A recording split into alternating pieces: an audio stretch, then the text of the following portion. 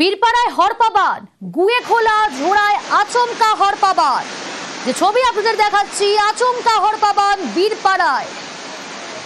রাজকুমার রয়েছে আমার সঙ্গে। রাজকুমার, কি পরিস্থিতি এখন? ছবি এবং ডুয়ার্সের এই ছবি যদিও স্বাভাবিক, কিন্তু ছবিটি কিন্তু অত্যন্ত ভয়ঙ্কর। যেটা জানা যাচ্ছে সেটা হচ্ছে যে যখন এই যে ভুটান থেকে ধেয়ে আসা যে গুয়ে খোলা জোড়া, এই গুয়ে খোলা জোড়াতে যখন হরপাবান আসে সে সময় কিন্তু বীরপাড়ার ওই মাকড়াপাড়া এলাকায় ওই নদীর বুকেই একটি বাজার বসছিল এবং সেখানে বাজারের বিভিন্ন জিনিসপত্র নিয়ে একাধিক গাড়ি কিন্তু নদীর বুকেই রাখা ছিল।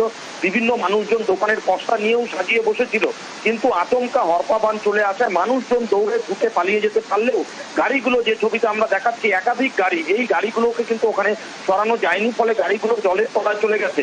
যেটা আপাতত জানা যাচ্ছে যে এই হরপাবান কিন্তু চলে গেছে, অর্থাৎ এই ঘটনায় কোন রকম আহত বা নিহত বা হতাহতের কোনো খবর নেই।